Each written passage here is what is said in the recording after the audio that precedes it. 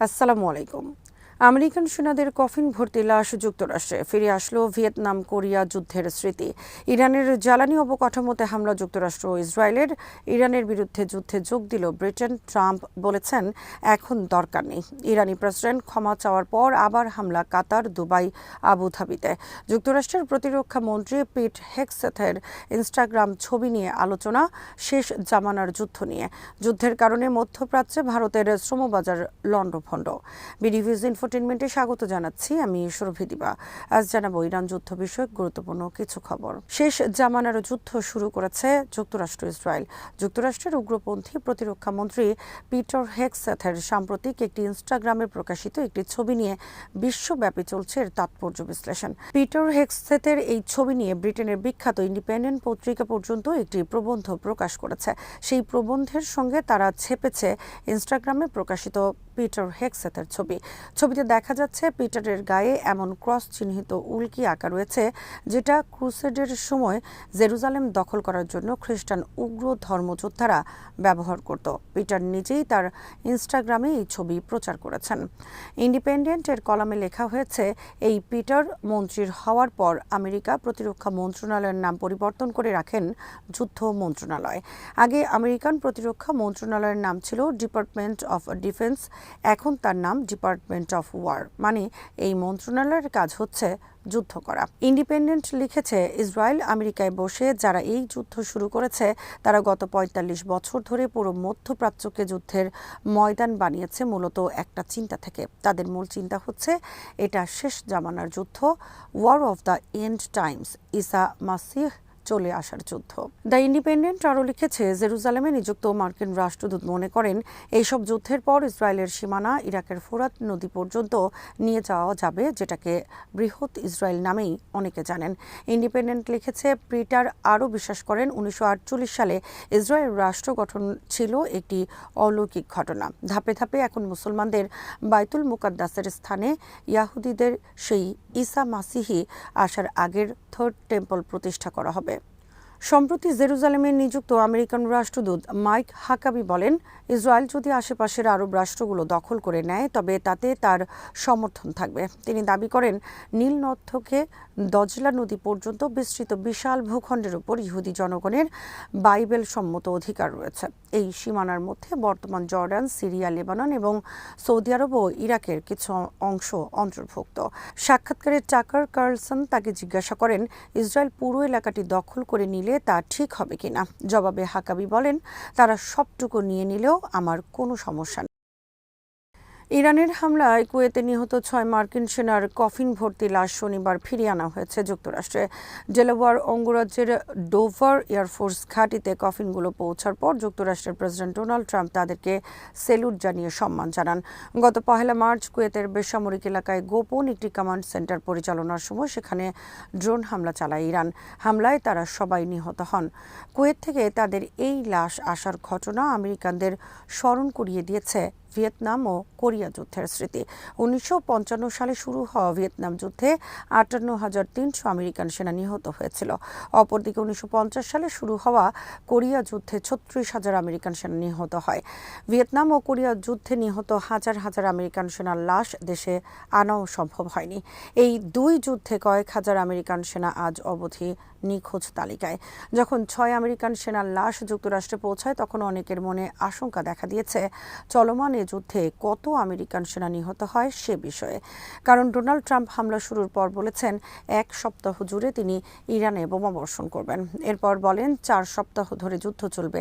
এরপর বলেছেন তিনি অনন্তকাল যুদ্ধ করতে প্রস্তুত। সাংবাদিকদের এক প্রশ্নের জবাবে ট্রাম্প বলেন, প্রয়োজন হলে এবং উপযুক্ত কারণ থাকলে তিনি ইরানে আমেরিকান সেনা পাঠাবেন, তবে আপাতত তার সম্ভাবনা নেই। যুক্তরাষ্ট্র ও ব্রিটেন সহ আন্তর্জাতিক বিভিন্ন সংবাদ মাধ্যমের খবরে বলা হয়েছে, ইরানে স্থল অভিযান পরিচালনা করলে সেটা যুক্তরাষ্ট্রের জন্য আরেক ভিয়েতনামে পরিণত হতে পারে। কারণ ইরানের পাহাড় ঘেরা ভূপ্রকৃতিতে বিদেশি আগ্রাসীদের পক্ষে সেখানে প্রবেশ করা ও টিকে থাকা অত্যন্ত কঠিন। অবশেষে যুক্তরাষ্ট্রের পক্ষ হয়ে ইরানের বিরুদ্ধে যুদ্ধে যোগ দিতে যাচ্ছে ওয়াশিংটনের পদলেহী ব্রিটেন। শনিবার ব্রিটেন বলেছে তারা মধ্যপ্রাচ্যে যুক্তরাষ্ট্রের সমর্থনে তাদের একটি বিমানবাহী রণতরী পাঠাবে। বর্তমানে এটি পোর্টসমাউথে প্রস্তুত রাখা হয়েছে রওয়ানা দেওয়ার জন্য। ব্রিটেনের এই ঘোষণার পর যুক্তরাষ্ট্রের প্রেসিডেন্ট ডোনাল্ড ট্রাম্প তীব্র ক্ষোভ প্রকাশ করে বলেছেন, আমরা যখন যুদ্ধে জিতে গিয়েছি তখন ব্রিটেন যোগ দিতে এসেছে, তাদের সাহায্য এখন আমাদের দরকার নেই। সম্পূর্ণ মিথ্যা অভিযোগে 2003 সালে ইরানে আগ্রাসন চালান যুক্তরাষ্ট্রের প্রেসিডেন্ট জুনিয়র বুশ। তার সেই আগ্রাসনে অন্যতম সহযোগী ছিল তাদের তল্পি বাহক ব্রিটেন। জুনিয়র বুশের সঙ্গে ইরানে অন্যায় অভিযানের অন্যতম হোতা ছিলেন ব্রিটেনের তখনকার কুখ্যাত প্রধানমন্ত্রী টনি ব্লেয়ার।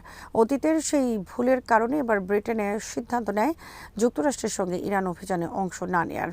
এরপর প্রচণ্ড চাপ আসতে থাকে যুক্তরাষ্ট্র থেকে। এরপর ব্রিটেন জানায় ইরান বিরোধী যুদ্ধে অংশ না নিলেও তারা তাদের ঘাঁটি ব্যবহার করতে দেবে যুক্তরাষ্ট্রকে। কিন্তু শনিবার ব্রিটেনের প্রতিরক্ষা মন্ত্রী জানালেন তারা বিমানবাহী রণতরী পাঠাতে যাচ্ছে। এরপর ডোনাল্ড ট্রাম্প তীব্র ব্যঙ্গ করে ব্রিটেনের প্রধানমন্ত্রী কিয়ার স্টারমারকে বলেন, ঠিক আছে প্রধানমন্ত্রী স্টারমার, আমাদের আর তাদের প্রয়োজন নেই, কিন্তু আমরা আপনাদের এই পদক্ষেপের কথা মনে রাখব। আমরা ইতোমধ্যেই জয়ী হয়েছি এবং যুদ্ধে জয়লাভের পর আমাদের আর নতুন সেনার দরকার নেই যুদ্ধে যোগদানের জন্য। যুদ্ধে যোগদানকারী লোকদের আমাদের প্রয়োজন নেই। আপনাদের এই পদক্ষেপ অনেক দেরি হয়ে গেছে। গোটা আরব রাষ্ট্রগুলো যেমন যুক্তরাষ্ট্রের পদলেহী, গোটা ইউরোপও তেমনি যুক্তরাষ্ট্রের পদলেহী। বাইডেন প্রশাসনের সময় তারা ইউক্রেনের পক্ষ নিয়ে নিজেদেরকে ধ্বংসের অতলে নিয়ে গেছে।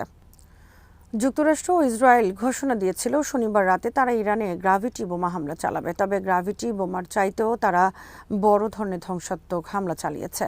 যুক্তরাষ্ট্র ইসরায়েল যৌথভাবে হামলা শুরু করেছে ইরানের গুরুত্বপূর্ণ জ্বালানি অবকাঠামোতে। ইরানের রাজধানী তেহরানের দক্ষিণে গুরুত্বপূর্ণ কয়েকটি তেলের ডিপোতে হামলা চালানো হয়েছে। হামলার ফলে তেলে এত বিশাল পরিমাণ অগ্নিকাণ্ডের সৃষ্টি হয় যে রাত পরিণত হয় দিনে। ইসরায়েল বলেছে তাদের দ্বিতীয় দফা হামলার লক্ষ্য ইরানের সমস্ত জ্বালানি অবকাঠামো ধ্বংস করা। শনিবার ইসরায়েলের একটি মিসাইল গুদামও উড়িয়ে দেওয়ার দাবি করেছে। ইরানের তেল শোধনাগারে হামলার পাশাপাশি ইরানের গুরুত্বপূর্ণ একটি পানি শোধনাগারেও হামলা চালিয়েছে ইসরায়েল। বস্তুত ইসরায়েল মেতে উঠেছে ইরানে নির্বিচার হামলা চালিয়ে ইরানকে আরেকটি গাজায় পরিণত করার চেষ্টায়। অপরদিকে ইরান হামলা চালিয়েছে কাতার, দুবাই ও আবুধাবিতে।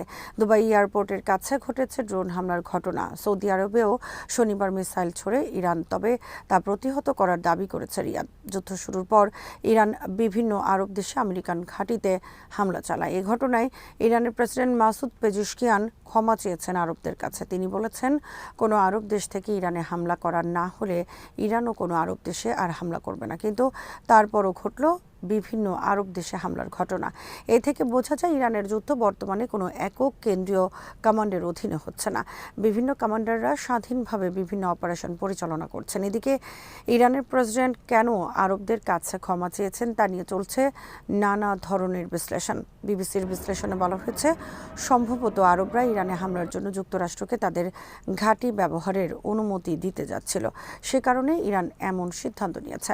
শনিবার সংযুক্ত আরব আমিরাতের প্রেসিডেন্ট মোহাম্মদ জায়েদ বিন নাহিয়ান বলেছেন তারা তাদের দেশ রক্ষায় প্রস্তুত। কাতারও একই কথা বলেছে। অপর কারণ হতে পারে ইরান চাচ্ছে না যুদ্ধ বড় আকারে ছড়িয়ে পড়ুক। ইরান যুদ্ধের ফলে দলে দলে ভারতীয়রা দেশে ফেরত আসতে শুরু করেছে। ভারতের পররাষ্ট্র মন্ত্রণালয় থেকে শনিবার জানানো হয়েছে, মার্চের প্রথম সপ্তাহে 52,000 ভারতীয় ফেরত এসেছে। আকাশপথ আংশিক খুলে দেওয়ার পর তাদেরকে ফেরত আনার ব্যবস্থা করা হয়েছে। যুদ্ধ চলমান থাকলে আরও বিপুল সংখ্যক ভারতীয়দের মধ্যপ্রাচ্য ছাড়তে হবে। সরকারি হিসেবে মধ্যপ্রাচ্যের বিভিন্ন দেশে বর্তমানে প্রায় 65 থেকে 70 লাখ ভারতীয় নাগরিক কর্মরত রয়েছেন। এই বিশাল সংখ্যক শ্রমিক সংযুক্ত আরব আমিরাত, সৌদি আরব, কাতার সহ বিভিন্ন আরব রাষ্ট্রে নির্মাণ, সেবা ও অন্যান্য খাতে কাজ করছেন। তবে বাস্তবে মধ্যপ্রাচ্যে কর্মরত ভারতীয়দের সংখ্যা আরও অনেক বেশি। ভারত তাদের মোট প্রবাসী রেমিটেন্সের প্রায় 38% থেকে 40% মধ্যপ্রাচ্যের বিভিন্ন আরব দেশ থেকে অর্জন করে। 2025 অর্থ বছরের তথ্য অনুযায়ী ভারত মধ্যপ্রাচ্য থেকে প্রায় $51 বিলিয়ন রেমিটেন্স আয় করেছে। যুদ্ধ দীর্ঘস্থায়ী হলে ভারতের এই রেমিটেন্স আয়ে ধস নামবে। আজ এখানেই শেষ করছি। সমরাস্ত্র, প্রতিরক্ষা, কূটনীতির নানা তথ্য জানতে চোখ রাখুন বিডিভিউজ ইনফোটেইনমেন্টে। চ্যানেলটি ভালো লাগলে সাবস্ক্রাইব করুন, সংযুক্ত থাকুন আমাদের ফেসবুক পেজে। আল্লাহ হাফেজ।